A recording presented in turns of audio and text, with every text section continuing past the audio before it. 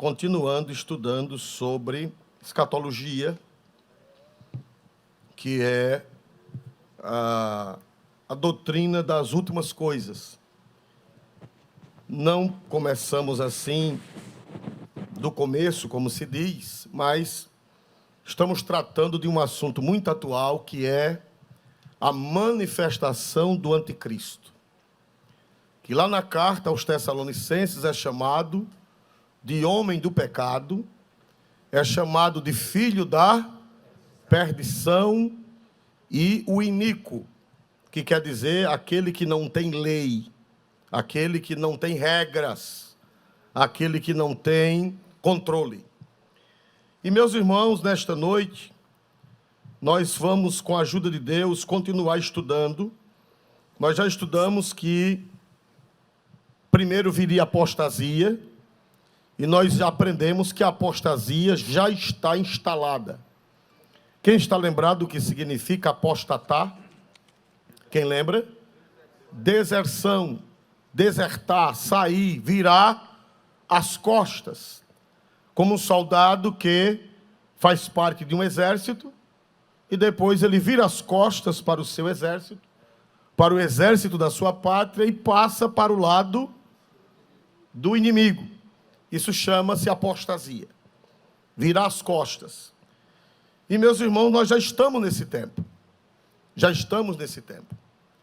A cristandade, ou o cristianismo, vamos melhor dizer, cristandade já é outra coisa. O cristianismo, em regra geral, está apostatando, virando as costas para tudo que aprendeu. Durante séculos, tem virado as costas. E todas as igrejas estão afetadas, não escapa nenhuma, viu, irmão? Não adianta nenhuma dizer, a minha escapou. É mentira. Em todo lugar está havendo apostasia. Mas em todo lugar tem crente que não vai apostatar. Amém? Amém? Glória a Deus. A apostasia, ela depende de você. Você pode, a Bíblia diz, 1000 cairão ao teu lado e 10.000. Mas tu, é isso aqui, apostasia assim. Cai 1000 de um lado, 10.000 do outro e você fica firme. Apostate quem quiser apostatar. Né? Glória a Deus, é uma questão individual. A não ser que você seja Maria, vai com as outras. Então, deixa eu dizer, talvez você nem saiba, pastor, o que é essa história Maria vai com as outras? Essa história é antiga, ela vem de Dona Maria I, rainha de Portugal, que era mãe de Dom João VI, e era louca. Ela já veio doida de lá, não endoidou aqui não. Quando o Brasil se tornou Reino Unido a Portugal, a família real veio, e Dona Maria veio também, a mãe de Dom João VI. Um irmão disse, irmão, Dom João VI é irmão de Dom João Balaio? Não tem nada a ver. Glória a Deus, João VI é uma coisa, Balaio é outra coisa, não tem nada a ver uma com a outra. Então, quando ela veio para cá, dava crise na pobre da velha, e saíam as damas de honra levando-a para um convento, porque naquele tempo não havia hospício, e as pobres das freiras, parece que do convento do Carmo, lá no Rio, era quem tinha que aguentar a doida. E quando iam levando, as outras que iam eram chamadas de Maria também, as damas dela eram chamadas Marias. Maria não sei de quem, Maria não sei de quem, com a Maria doida. Aí o pessoal dizia, lá vai Maria com as outras, glória a Deus. Então, Maria vai com as outras, é com a doida. A pessoa que anda pela cabeça dos outros, acompanha a doida. Não é, irmãos? Então, não vá na cabeça dos outros. Não vá na cabeça dos outros. Vá na cabeça de Cristo. A Bíblia diz que nós temos a mente de quem, meus amados irmãos? De Cristo. Já falamos sobre a apostasia. Já falamos sobre o homem do pecado. Já falamos sobre isso, o que significa, por que ele é chamado de homem do pecado. Porque Cristo veio para tirar o quê? O pecado. E o anticristo vem para colocar pecado. Ele vem para incentivar o pecado. Ele vem para institucionalizar o pecado. Sempre teve. Sempre, desde que Adão caiu, que o pecado existe. Mas o pecado, ele era reconhecido como erro. E através do espírito do anticristo, o pecado já não é mais erro. O que era certo, agora virou errado. E o que era errado, virou certo. Então o pecado foi institucionalizado, é defendido, é apoiado. Não é verdade? Nós já falamos sobre isso aqui, que o pecado hoje é apoiado, é defendido. Quem faz o certo é quem está arriscado e preso. Glória a Deus. Hoje quem está arriscado e preso é quem faz as coisas certas. E quem faz errado é elogiado, é honrado, né?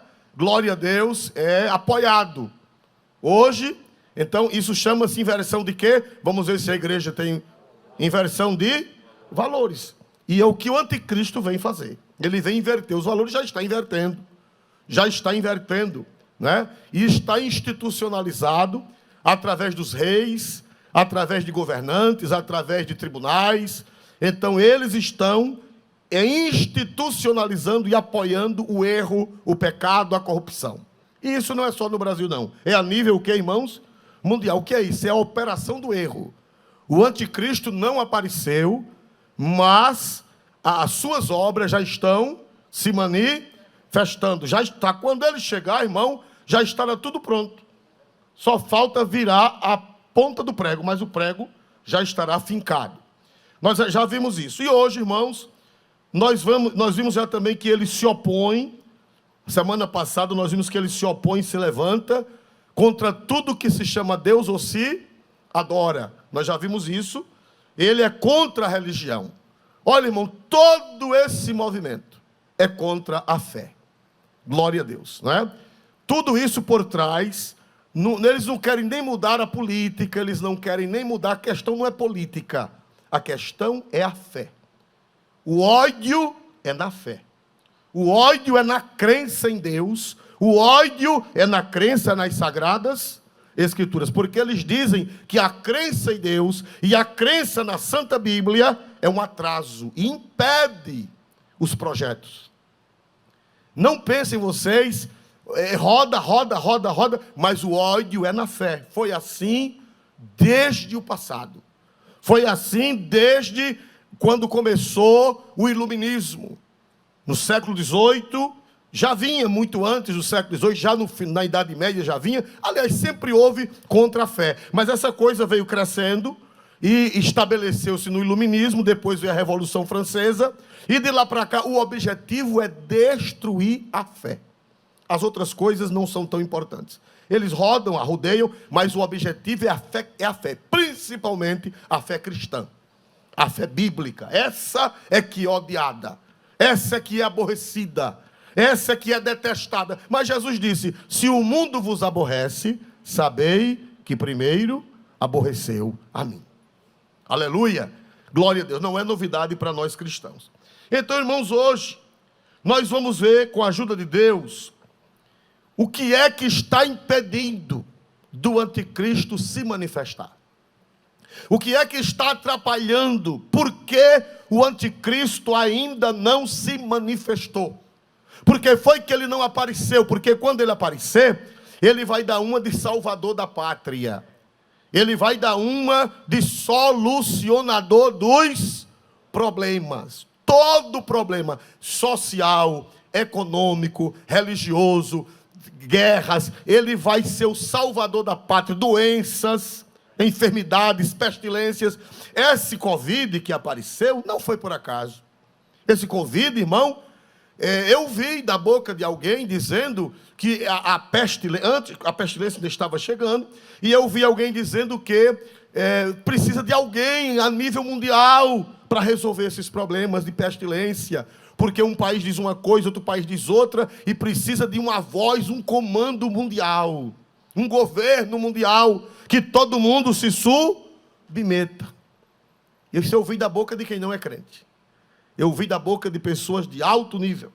Então, irmãos amados, já está chegando, né?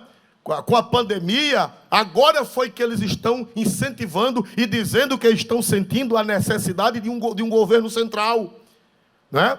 E a Organização Mundial da Saúde, ela já está mandando, daqui uns dias ela vai mandar na sua cozinha. Vai dizer o que é que você deve cozinhar. Se você deve, vai dizer, hoje todo mundo tem que comer arroz. E ai de você se não comer arroz. No outro dia vai dizer, hoje vai comer feijão. E se você quiser comer arroz e feijão, vai levar uma surra e preso. Porque, pelo que eu estou vendo, a Organização Mundial de Saúde vai mandar na vida de todo mundo, em todos os sentidos, em todos os aspectos. O que é isso? Isso já são prenúncios. Esse negócio não é... E outra coisa, é para seu bem, viu? É para seu bem. Se aquieta, fique quietinho, que é para seu bem.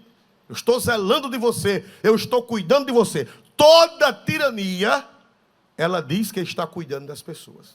Toda tirania. Na história, quem conhece a história sabe que todo tirano, ele domina tiranicamente, mas eles dizem, eu estou cuidando de você.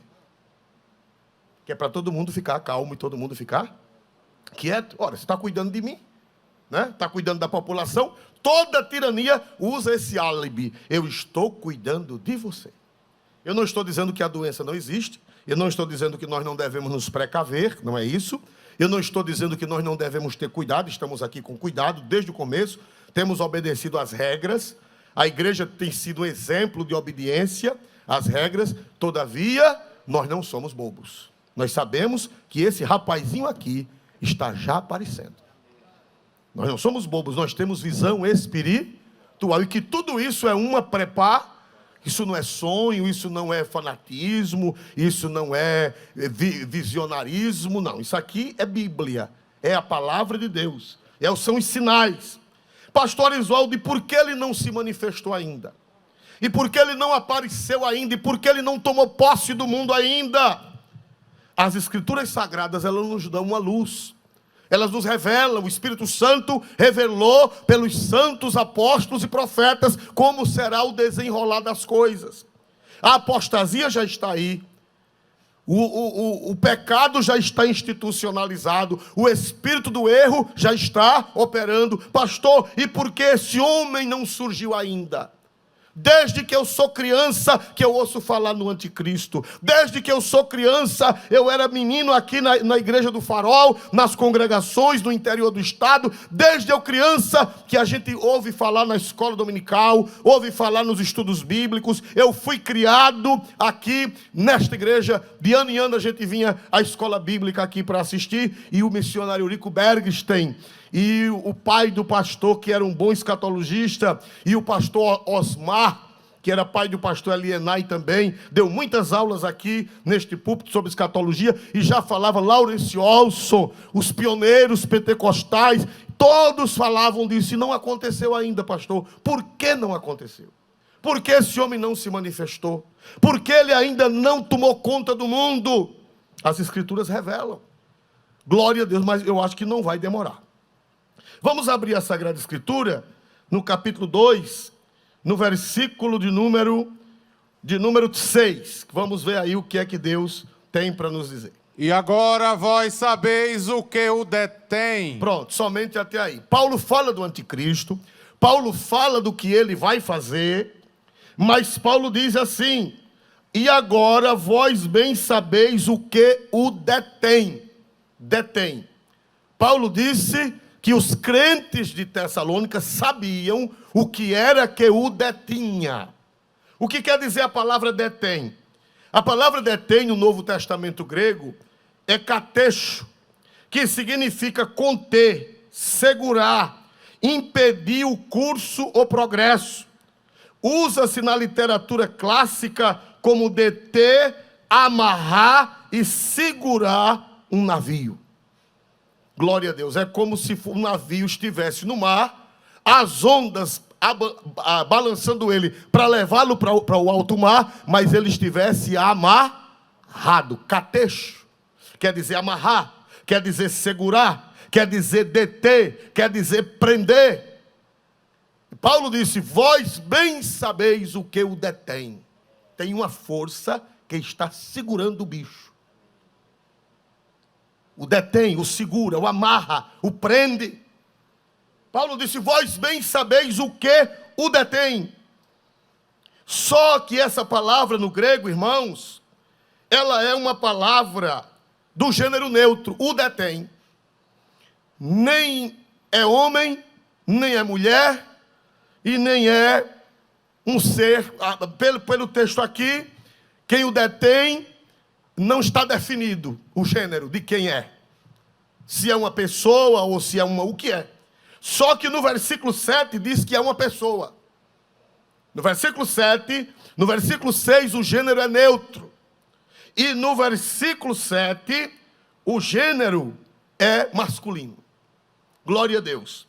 Vamos ver aqui no versículo 7, por favor. Lê o 6 para depois lermos o 7. E agora vós sabeis o que o detém, para que a seu próprio tempo seja manifestado. Porque já o mistério da injustiça opera. Somente há um que agora resiste até que do meio seja tirado. Pronto. Esse um aqui é alguém no grego. Somente há um alguém. Porque já o mistério da injustiça opera. Somente há um. Essa palavra aqui já é o gênero masculino.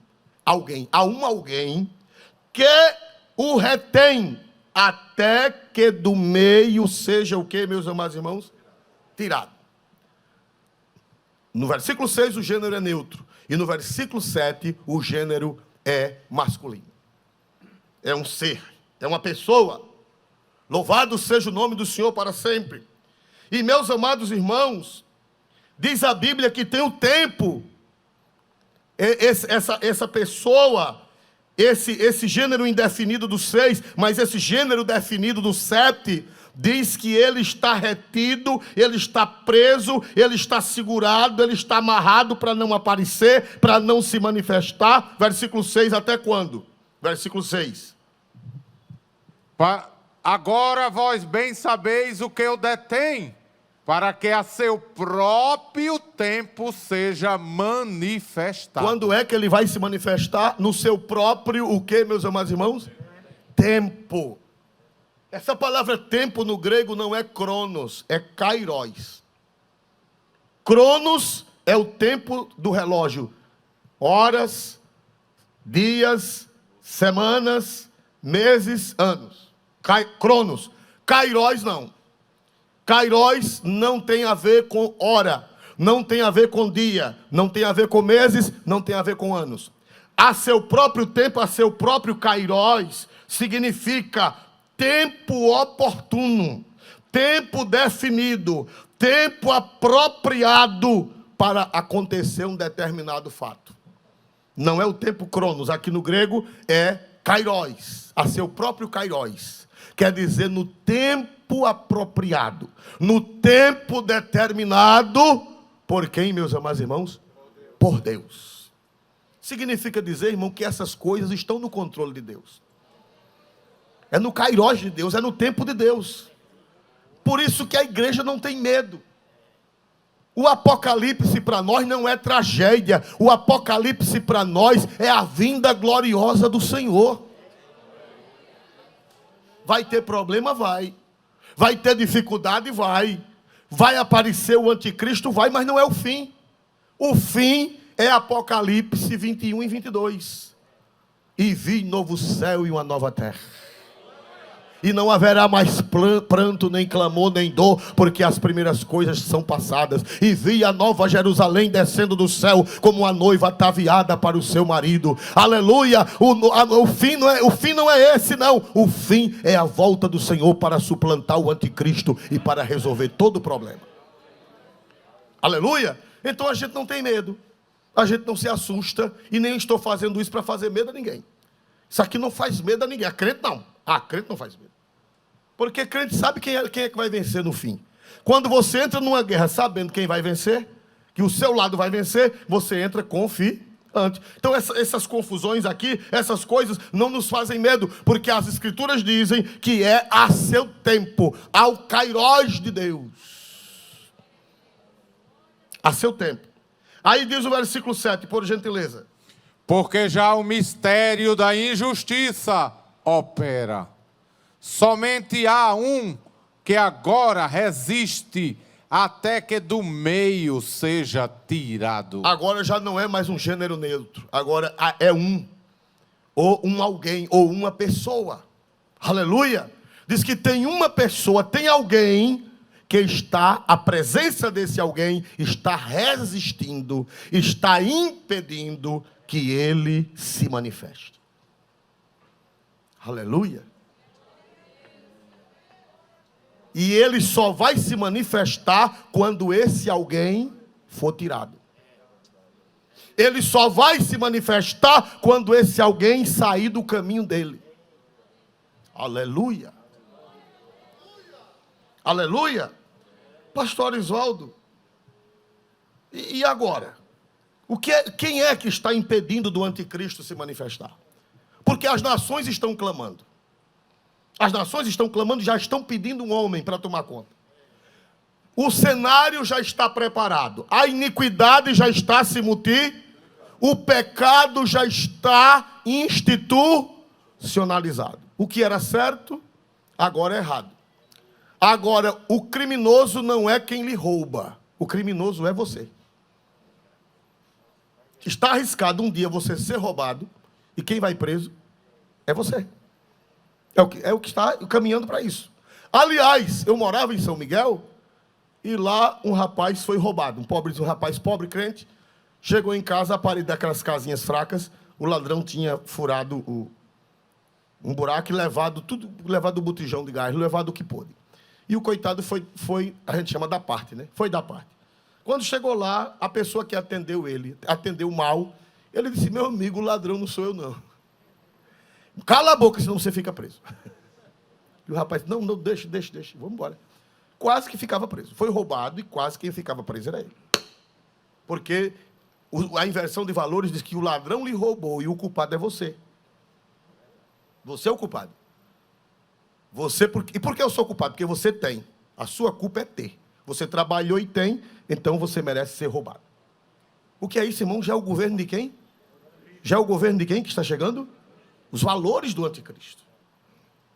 Então, vai chegar o ponto de você dizer, não vale a pena ser honesto, não vale a pena ser trabalhador. Não vale a pena, porque os valores estão invertidos. Então, irmãos, tudo já está pronto. E por que esse indivíduo não apareceu? Essa crise, o doenceiro, os problemas financeiros, os problemas econômicos, os problemas políticos, os choques entre as nações, ninguém se entende. E por que essa pessoa não apareceu? O apóstolo disse, há um que resiste. Alguém que impede. Alguém que está atrapalhando o caminho dele se manifestar. Mas até que do meio seja tirado. É? Agora. Glória a Deus. Então, meus amados irmãos, nós vemos isso interessante. Pastor Oswaldo, o que é que os intérpretes dizem? É uma luta.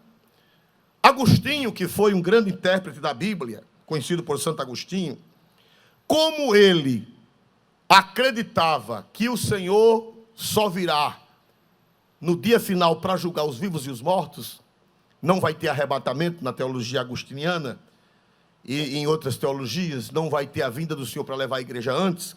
Então Agostinho disse que era impossível definir quem são esses agentes restringidores. Agostinho, na sua teologia, ele dizia que não tem como definir quem é que está impedindo. Por que ele disse isso? Porque ele não acreditava no arrebatamento. Ele achava que Jesus vem de uma vez só, julgar os vivos e os mortos de uma vez só. Se vem de uma vez só, ele diz, eu não sei quem é, e é impossível saber quem é esse que está impedindo.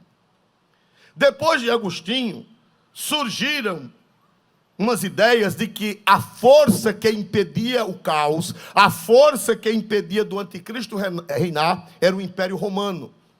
Porque o Império Romano, de qualquer forma, pôs ordem no mundo. Os irmãos sabem que no tempo do Império Romano havia ordem no mundo. Por exemplo, o próprio apóstolo São Paulo foi beneficiado pelo Império Romano. Ele foi beneficiado. Por quê?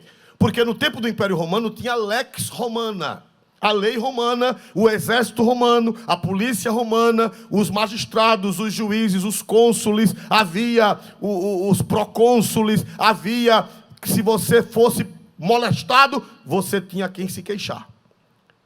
Por exemplo, Paulo, uma vez, ele ia ser injustiçado, e o que foi que ele disse? Apelo para César. Quem já viu disso? Você lembra disso?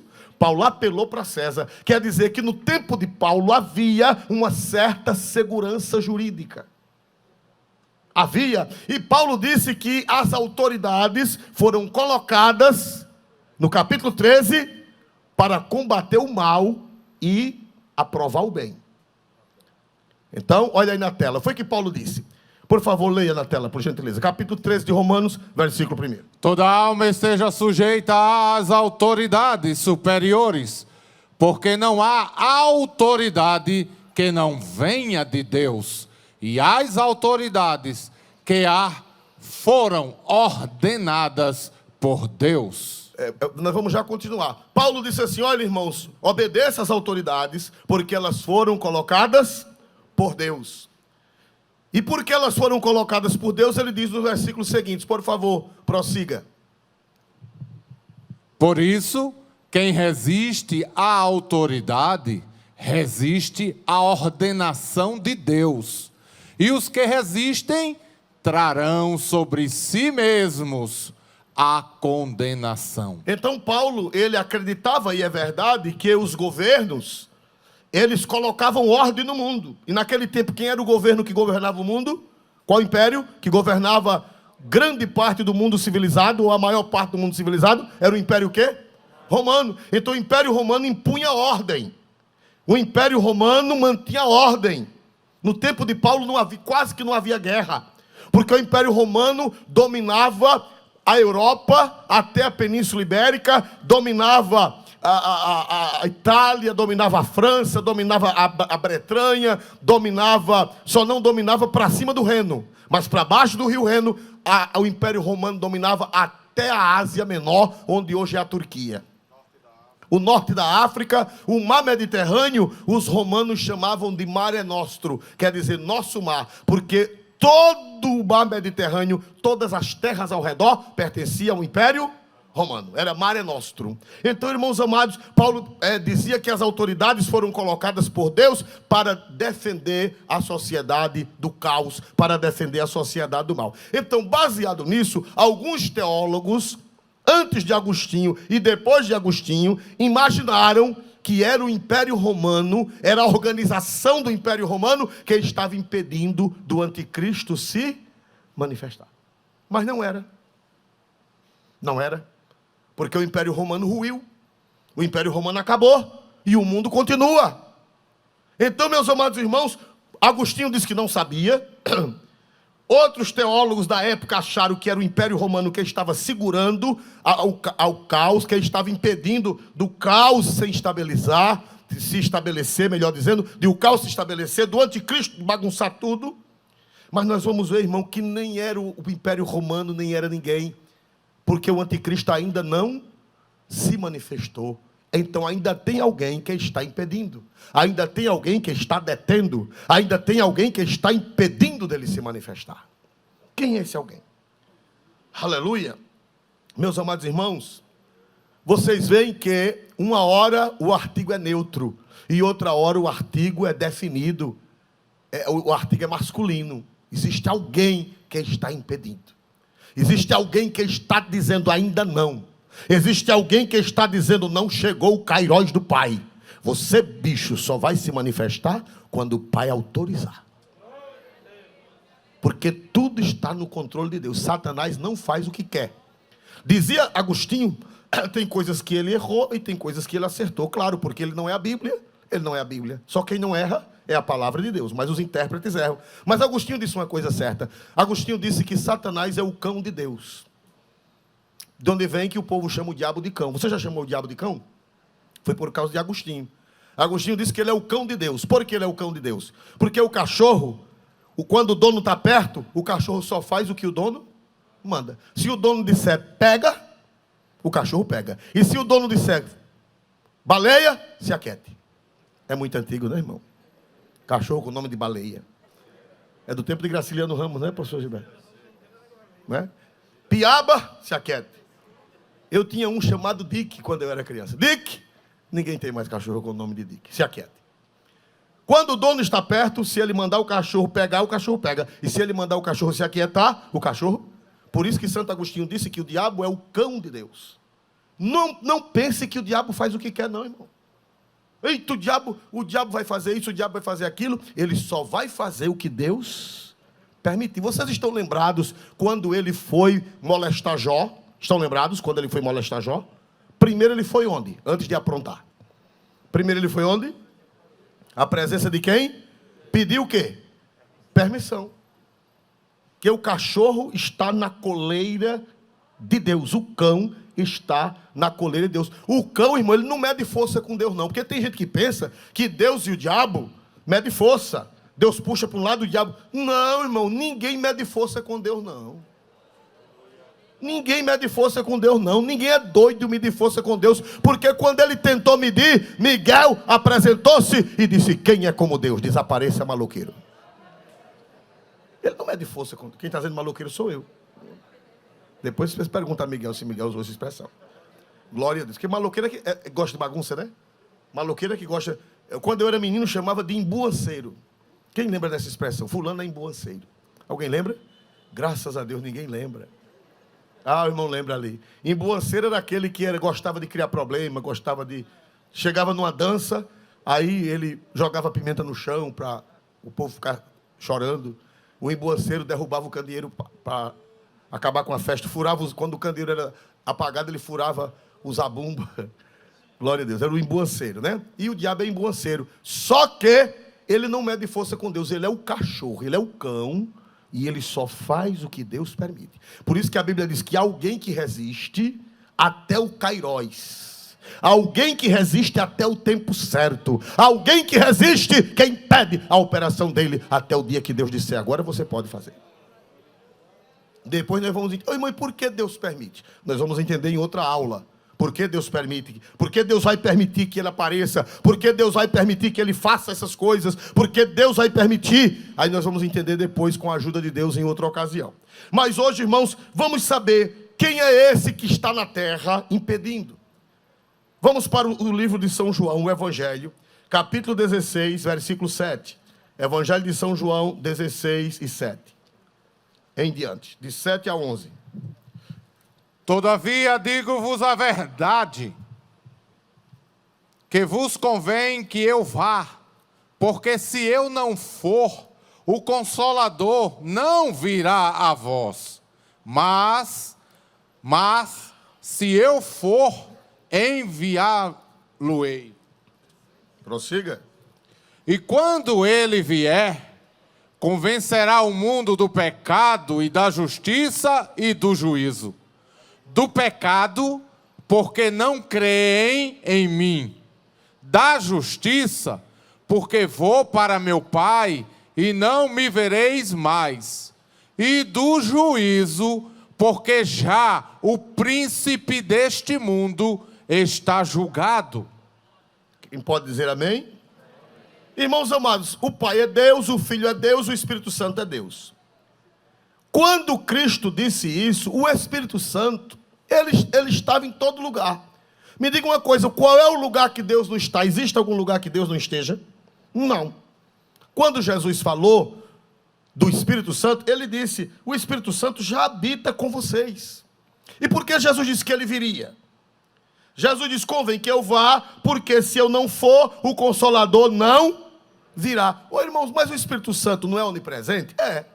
E ele já estava na terra? Sim, estava na terra, estava no céu, estava no universo todo. Mas por que Jesus disse que ia mandá-lo? Como é que Jesus ia mandá-lo se ele é onipresente? Porque o salmista disse, para onde me irei de quem? No Salmo 139. Para onde me irei de quem? Para onde fugirei da tua face? Não tem para onde ir do Espírito Santo. O Espírito Santo é a terceira pessoa da Trindade, o Espírito Santo é Deus e está presente em todos os lugares. Então o próprio Jesus disse assim, o Espírito Santo que já está convosco e habitará em vós. Ele já estava, porque o Espírito Santo sempre esteve. Quando o mundo foi feito, que houve o caos, a Bíblia diz, e o Espírito de Deus o quê? Lá em Gênesis, pairava sobre o quê? O Espírito Santo já estava. Mas por que Jesus disse que ele viria? Por quê?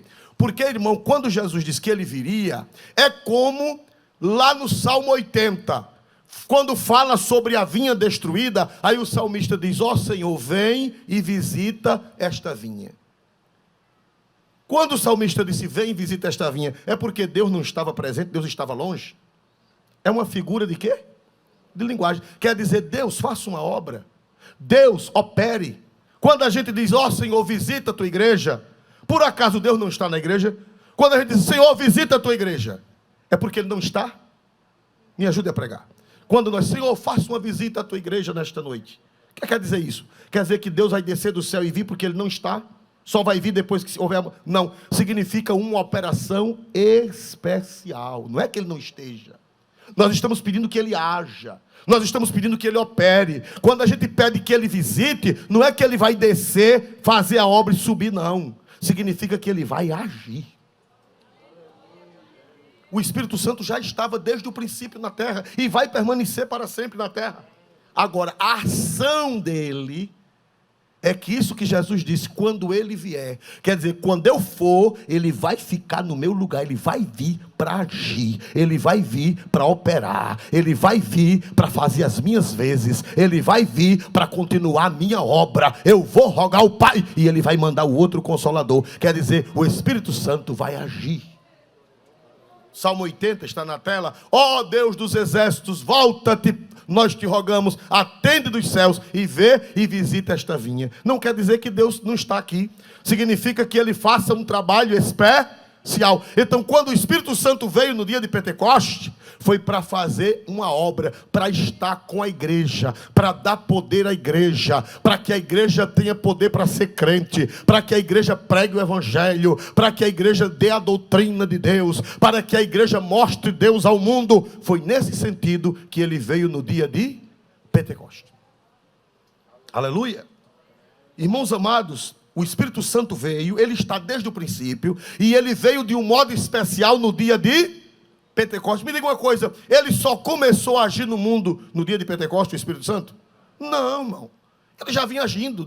Nós já estudamos aqui, ao ano passado, nós estudamos que o Espírito Santo agiu no tempo da criação, o Espírito Santo agiu no tempo do dilúvio, o Espírito Santo agiu no tempo dos juízes, no tempo de Moisés, o Espírito Santo agiu no tempo dos juízes, o Espírito Santo agiu no tempo dos profetas. O Espírito Santo sempre esteve na terra. Agora, no dia de Pentecostes, ele veio de uma forma especial. Glória a Deus. E o Espírito Santo, irmão, a presença dele impede o agir do diabo. O diabo não pode tomar conta de vez enquanto o Espírito Santo estiver na terra. E ele está em quem? O Espírito Santo está em quem? O Espírito Santo está na terra, ele sempre esteve, mas agora ele possuiu um povo, ele possuiu um grupo. Qual foi esse grupo que ele possuiu? Qual foi esse grupo que ele possuiu? Irmãos? A igreja. Vamos ver João 14,16. Não está no script, mas é fácil de achar. João 14,16. E eu rogarei ao Pai, e Ele vos dará outro Consolador, para que fique convosco para sempre. 17. O Espírito da verdade, o Espírito de verdade, que o mundo não pode receber, porque não vê nem o conhece. Mas vós o conheceis, porque habita convosco e estará em vós. Olha, o Espírito da verdade que o mundo não pode receber, porque não vê nem o conhece, mas vós o conheceis, porque habita convosco. Ele habitava já com a igreja. Ele habitava no tempo de Jesus. O Espírito Santo já estava na terra? Já. Agora ele diz: e estará em vós. Ele já estava na terra, mas a partir do Pentecoste, ele estava na igreja. Ele estava nos crentes individualmente, e ele estaria como está nos crentes na coletividade.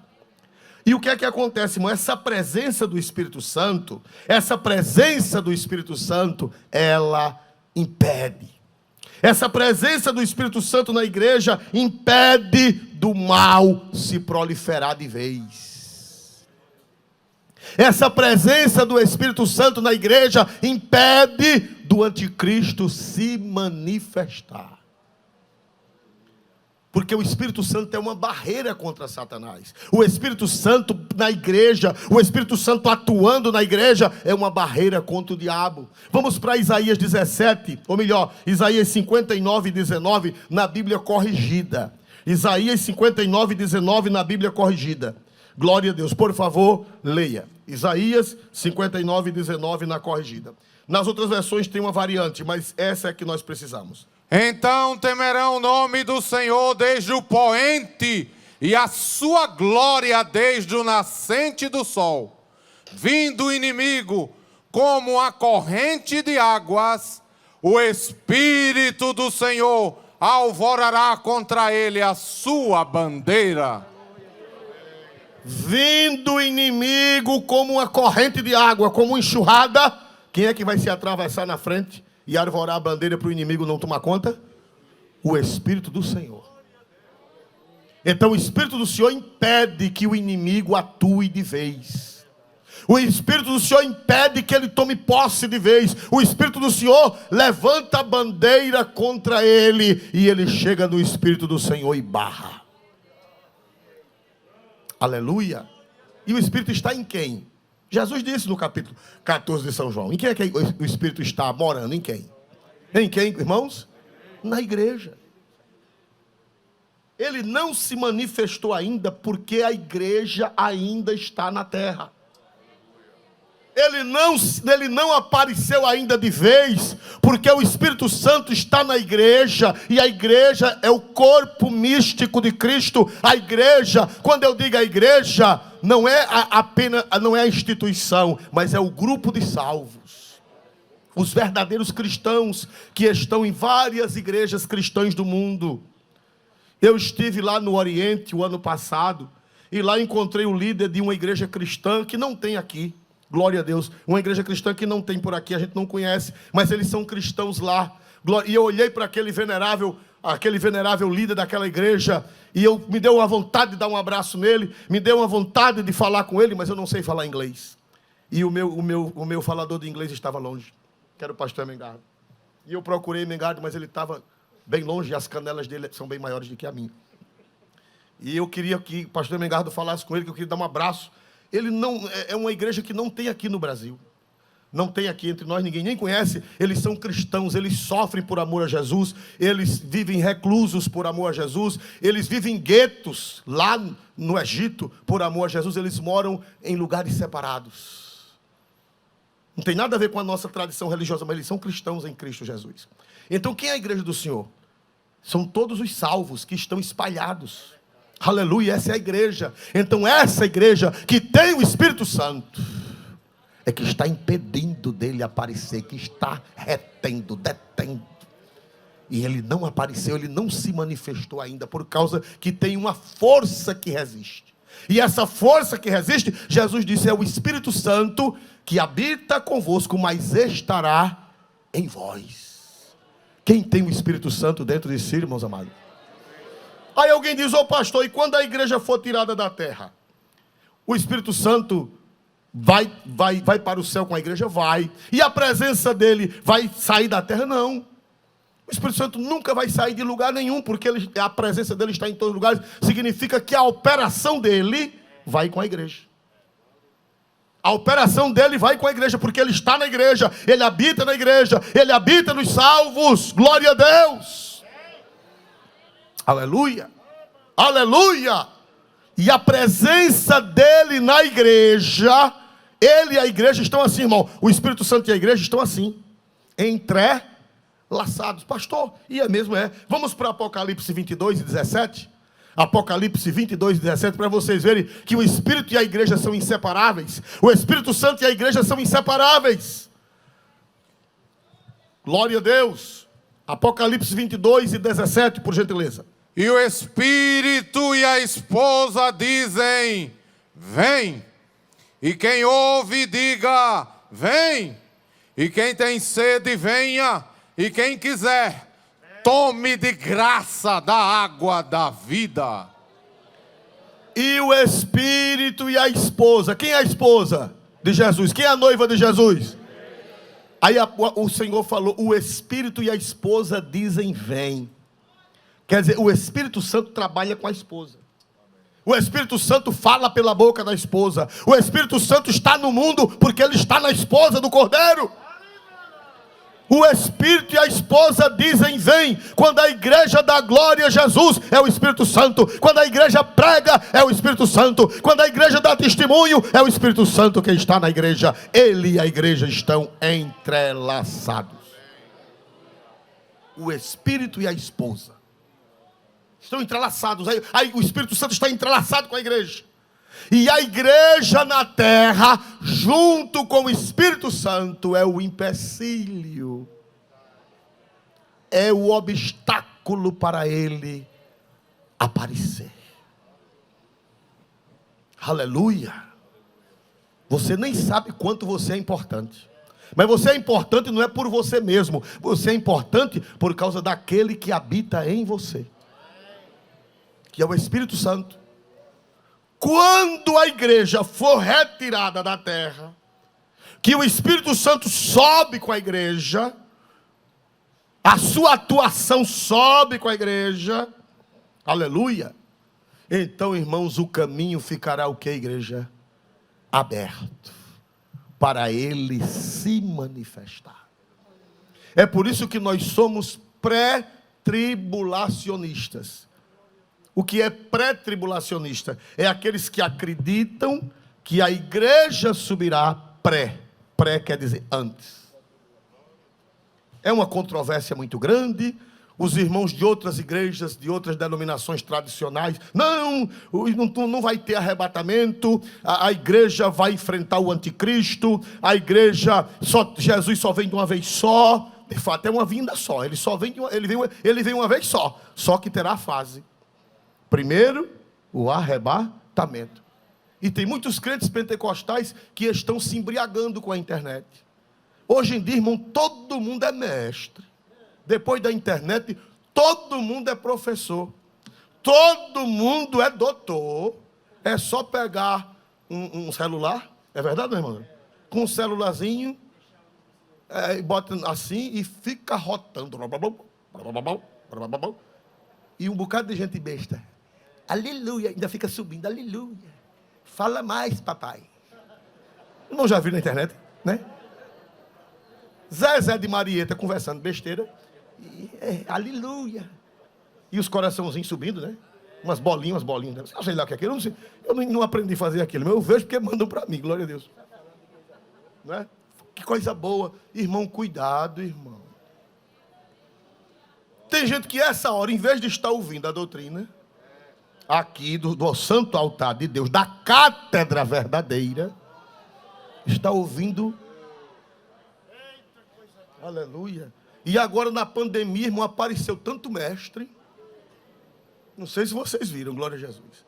Agora na pandemia, meu Deus do céu, é mestre de todo lado, é tanta sabedoria, e até Miguel e Gabriel desce e fica assim, de boca aberta, olhando a sabedoria.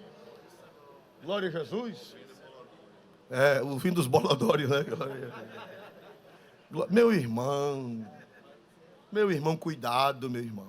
Combatem dízimo, combate a igreja, combate pastor, xinga todo mundo, ninguém presta, ninguém fez nada. Quem vai fazer são eles a partir de agora. De Cristo para cá, ninguém presta, não tem pastor verdadeiro, não tem pastor sincero, todo mundo é ruim, só eles agora é quem vão construir. Os 2000 anos de história da igreja, ninguém fez nada, não prestou nada. A partir de agora, que chegou, Bolodoro, não é Bolodoro? É que, não, agora comigo, agora eu estou ensinando a verdade, esses pastorezinhos não sabem de nada não. Só conhece a Bíblia por causa desses pastorezinhos que já passaram pelo passado. Se não fossem os pastores que já passaram pelo passado, nem você, não tinha nem a Bíblia, não tinha nem as Escrituras. Meu irmão, tenha juízo. Eles acham que a sabedoria chegou agora. Eles acham que agora ninguém sabe nada. Teve um que disse assim: eu vou falar porque a Assembleia de Deus não tem doutrina. Ninguém conhece Bíblia, vai conhecer a partir de agora. E eu soube disso. E eu digo, fala. Uma vez uma moça foi lá em Palmeiras dos Índios, Uma moça foi declamar e esqueceu, né? Não era assim, antigamente ia declamar poesia, né? Esquecia, né? Aí a moça ficou estatalada e um irmão gritou: fala, donzela! Glória a Jesus. Fale, donzela. Glória a Jesus. Aleluia, louvado seja Deus. Lá na Palmeira, quando eu era jovem, glória a Deus. Então, vai falar, fale, quem tem sua boca. E outra coisa, e se disser, olha, se alguém achar ruim, eu tenho direito constitucional. Artigo 5º da Constituição me dá o direito de falar o que eu quiser. Vixe, cita o artigo 5º, inciso, né? Vixe, quem é doido de dizer nada? Quem tem sua boca, diz o que quer. Aí fala contra o que nós aprendemos, fala contra a nossa doutrina, fala contra a estrutura da igreja. E o objetivo, irmão, é o espírito de quem? Me ajude. Do anticristo. Aleluia, louvado seja o nome do Senhor para sempre. Meus amados irmãos, louvado seja Deus para sempre. Nós cremos que a igreja cheia do Espírito Santo é quem está impedindo do anticristo se manifestar. Foi assim que eu aprendi, foi assim que eu recebi, e eu não tenho por que mudar. Tem gente, irmão, você tem que ter 2 sacos. Era aquela teologia simples dos nossos pais. Antigamente os pastores diziam: irmão, você tem que andar com 2 sacos. Um saco costurado e um saco furado. O saco costurado é para colocar o que é bom. E o furado, para botar o que não presta. O que você ouvir que não for de acordo com o que você aprendeu, que não for de acordo com a doutrina, é para colocar em qual saco? Bota no furado, porque você vai andando e aquela desgraça vai ficando. Mas tem gente que só tem um saco costurado. Tudo que ele vê, depois está doido, não sabe mais de nada. Depois não sabe quem é Jesus, quem é Genésio. Não sabe mais nada. Glória a Deus. Aleluia. Então, meus amados e queridos irmãos, nós vemos aqui na santa e gloriosa palavra de Deus que tem um que está resistindo até que do meio seja o que, meus amados irmãos? Tirado. É a igreja cheia de quem? O Espírito Santo habita em quem? O Espírito Santo, nessa nova dispensação, ele habita em quem? Na igreja. E a igreja vai ser arrebatada. Nós somos pré-tribulacionistas, nós cremos que antes da desgraça, a igreja pode até participar do princípio das dores. Agora, das dores mesmo não. Porque o Senhor tem uma promessa de nos arrebatar. Aí a Bíblia diz que o Senhor descerá nos ares. A Bíblia diz: e os que morrerem em Cristo ressuscitarão primeiro. Não são todos os mortos que vão ressuscitar. No dia do arrebatamento só vai subir, só vai ressuscitar quem morreu em Cristo. Os outros mortos ficarão para o dia do juízo. Os que morrerem em Cristo ressuscitarão primeiro. Os vivos serão o quê? Transformados, e juntos subiremos para encontrar com o Senhor nos ares. Quem crê nisso, dê um glória a Deus. Isso. Agora, quando Cristo, e a Bíblia diz que isso será invisível. Agora, quando Cristo, depois da tribulação, vier em glória, a igreja vai para o céu, para as regiões celestiais. Primeiro ela vai passar pelo tribunal de Cristo. O tribunal de Cristo não é para saber se você é salvo ou não. O tribunal de Cristo é para você ser recompensado pelo seu serviço. A salvação é pela graça. O tribunal de Cristo, a palavra, não era para entrar nesse assunto, mas é o jeito. A palavra tribunal ali, tribunal de Cristo, no grego é bema. No grego é bema, tribunal bema. O que era o bema? O bema era uma plataforma como esta, onde os atletas, ficava um juiz. Quando a Bíblia diz tribunal de Cristo, é bema de Cristo. É o bema de Cristo. Não é para dizer se você é salvo ou não. É para você comparecer, para prestar conta da sua vida cristã. O que você fez e o que você deixou de fazer. Não é para ser jogado no inferno. Um irmão dizia, olha que teologia bonita. Ele dizia que na vinda de Jesus todo mundo subia. Agora quando chegava nas nuvens, quem era de Jesus, continuava subindo. E quem não era, era jogado embaixo. Aí tinha um parente meu que não tinha juízo, disse: eita, meu Deus, estou imaginando, é o papoco. Aleluia. Não vai ser ninguém jogado para baixo. Glória a Jesus. Pastor Alberto conheceu, não foi? Glória a Deus. Ele conhece. Glória a Jesus.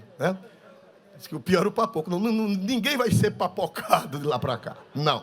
O tribunal de Cristo não é para papocar ninguém. É para galardão. Quem diz aleluia para Jesus, irmão? Irmão, lá no céu vai ser todo mundo igual. Olha o dedinho. Essa história de igualdade é uma falácia da Revolução Francesa, que no fim não ficou ninguém igual. Eles diziam igualité, fraternité e liberté, todo mundo igual. Mentira, irmão. Se você estudar a história da Revolução Francesa, não teve ninguém igual. Só teve os tiranos oprimindo o povo. Não tinha igualdade, porque não existe igualdade. A Bíblia diz que Deus vai dar a cada um segundo o que, irmãos? Quem serviu melhor ao Senhor é um princípio de justiça. É verdade ou não é? É justiça, é equidade. Se todo mundo for igual, vai perder a equidade, vai perder. O que é equidade? É tratar os diferentes dentro da justiça, é equidade. E a Bíblia diz que o reino de Deus é baseado na justiça e na equidade. Senão não valeria a pena servir ao Senhor. Não, salvação é uma só, é de graça. Agora, galardão não. A Bíblia diz que o meu galardão está comigo para dar a cada um segundo o quê?